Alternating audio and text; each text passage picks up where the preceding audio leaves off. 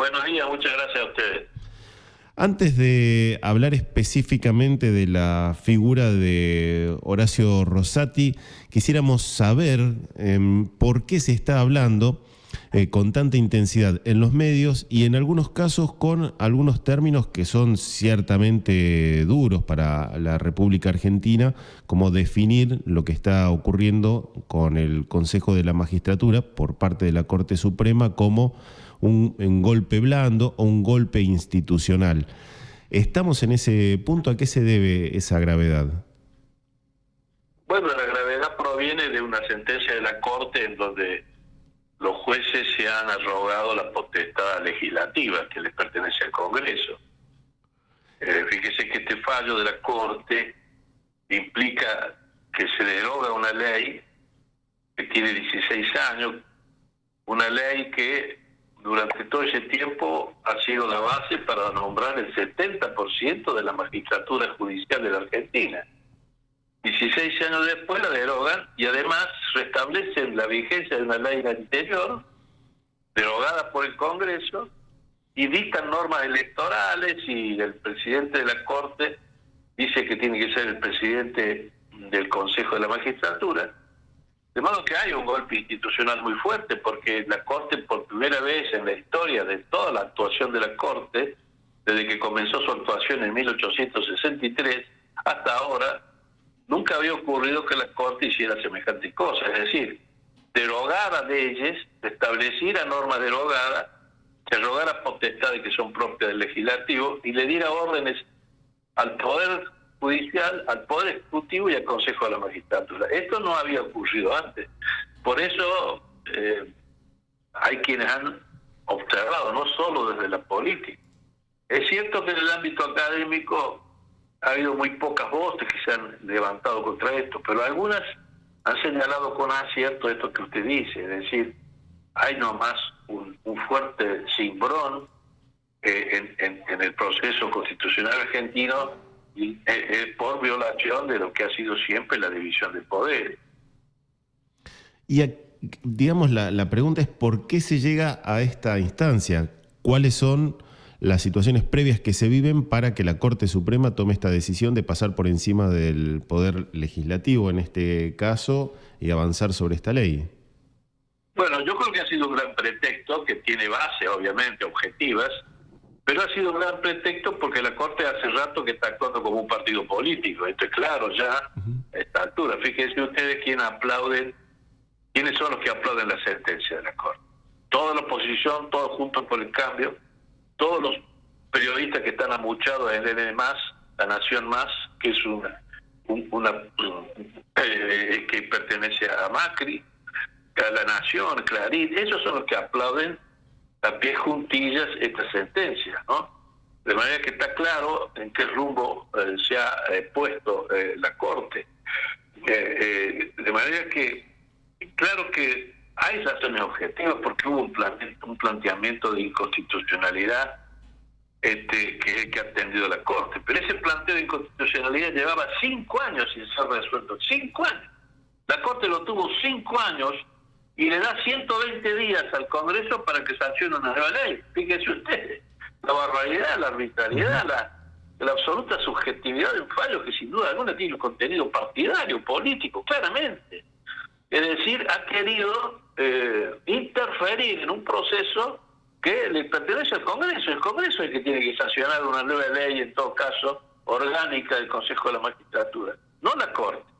La Corte dijo, si ustedes no sancionan, la Corte sabe, no puede dejar de saber, porque incluso, por ejemplo, tanto Maqueda como Rosati han actuado como convencionales constituyentes, han sido, en el caso de Rosati, ha sido hasta intendente de Santa Fe, nada menos que por el Partido Justicialista, ha sido ministro, de manera que los dos conocen muy bien la dificultad que tiene el funcionamiento del Congreso. Es muy difícil conseguir, porque para sancionar una ley orgánica se necesita la mitad más una, es decir, la mayoría absoluta, dice la Constitución, que quiere decir la mitad más uno de los integrantes de cada una de las cámaras, del Senado y de la Cámara de Diputados. Esto no es sencillo, y menos en esta situación que el país vive, donde sabemos muy bien hay una división muy seria, la oposición vota todo en contra o dice que no va a votar, entonces es muy difícil alcanzar semejante consenso. Le dieron 120 días, ellos se tomaron 5 años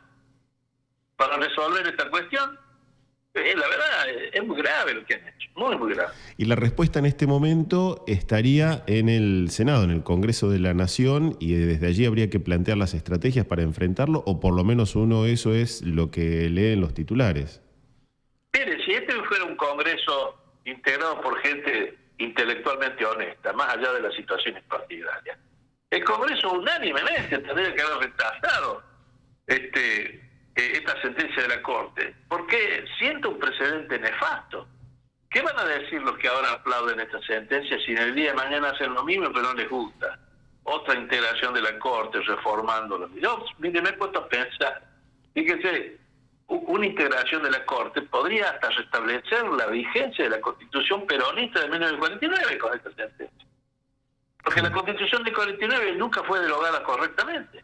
Fue abrogada por un bando militar en el 56, después hubo una reforma constitucional ilegítima del 57, llamada por un gobierno usurpador con el pueblo mayoritariamente proscrito, que no pudo votar. Después vino la reforma del anuncio, otra reforma ilegítima de un dictador. Y luego vino la reforma del 94, en la que tampoco se habló de la reforma de la Constitución del 49, de manera que por allí viene una integración de la Corte y dice, no, esta Constitución está vigente, ¿qué hacemos? ¿Qué van a decir de lo que todos los opositores del peronismo? ¿Es una barbaridad?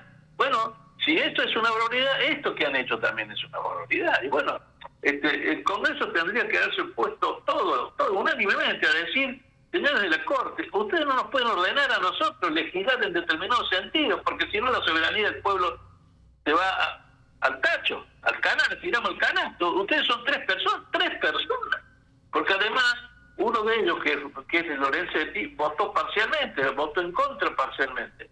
Se separó de esta idea de restablecer y derogar leyes. Él se separa y dice lo que le estoy diciendo yo, que la Corte no puede hacer esto. Fíjese, Lorenzetti vota la inconstitucionalidad, pero dice no vamos a restablecer la ley porque nosotros no tenemos potestad para hacerlo. Lo dice claramente. O sea que son 3 personas que se han levantado contra una ley del Congreso votada por la mitad más uno de cada Cámara. Es demasiado, 3 personas. Y las perspectivas en este caso, perspectivas y plazos, digo yo, ¿no? Para saber cómo se definirá la situación. De un modo para mí muy incorrecto, por allí ha habido la bancada oficial de diputados le ha pedido más plazo a la Corte. Esto es una barbaridad, porque es convalidar un desvío fenomenal de poder de la Corte. El Congreso no tiene que pedir, nadie le puede dar órdenes, a ver si nos entendemos. Es como si la Corte dijera que mañana el sol tiene que salir a determinada hora porque se le ocurre a los 3 miembros. No tiene potestad para hacer semejante cosa. No le puede dar órdenes, el Poder Judicial no le puede dar órdenes al Congreso de la Nación, no le puede decir, ustedes se van a sentar aquí en 120 días, van a legislar y van a tener que legislar en este sentido. Esto es una barbaridad. ¿En qué queda? A la Corte no le elige el pueblo. En cambio, los diputados, los senadores, sí, hay una gran diferencia. Es gravísimo esto, ¿me comprende? Esto es muy grave. Por eso se habla de golpes blandos o este tipo de golpe institucional. De golpes institucionales, claro. Y la figura puntualmente de Horacio Rosati, ¿por qué cobra tanta relevancia en los títulos y en la opinión? Bueno, en primer lugar, porque es un desvergonzado. Rosati no tiene vergüenza. La primera cosa que hizo es violar sus propios escritos. Mira, yo les propongo a los colegas, ¿sabes qué tenemos que hacer con los libros de Rosati? Hacer una gran fogata pública, llamar a todos los colegas de la Argentina y quemarlos públicamente, porque ha escrito una cosa y ha hecho otra totalmente adversa. Fíjese, en los libros de Rosati usted leerá que los jueces en comisión son inconstitucionales en la Argentina. Es decir, no se puede nombrar jueces sin comisión. Sin embargo, él aceptó junto con Son Rosenkrantz ser miembro de nada menos que la Corte Suprema por un decreto de Macri. Aceptó. Eso solo lo descalificaba para ser miembro de la Corte, eso solo. Sin embargo, después lograron, por supuesto el decreto fue muy combatido y el Senado prestó por 2/3 de votos el acuerdo a los dos. Pero ninguno de los dos estaba habilitado. Hasta se equivocó el peronismo que claro, en ese momento lo conducía otro macrista, que era Pichetto, que tampoco se había dado cuenta que ya se había pasado de bando, y entonces en el Senado se logró que el bloque votara, los dos ayudara al oficialismo de entonces a designar estos miembros de la Corte, pero estaban inhabilitados moralmente porque habían aceptado ser jueces en condición. Primera de vergüenza de Rosati, aceptar eso y violar sus propias enseñanzas escritas y las que ha dado en clase durante muchos años.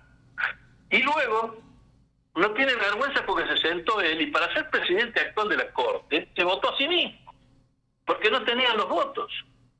Se votó él para ser presidente, lo votó a Rossecker para ser vicepresidente, Rossecker se votó a sí mismo para ser vicepresidente y lo votó a él para ser presidente. Así que los dos, votándose recíprocamente, son presidente y vicepresidente. El otro voto es el de Maqueda, porque lo del séptimo votó. Así que con 3 personas, 2 de las cuales se han votado a sí mismos, tenemos un presidente de la Corte. Fíjese si no es una vergüenza institucional, fenomenal. Y después este muchacho, después de ser autodesignado presidente de la Corte, se autodesigna presidente del Consejo.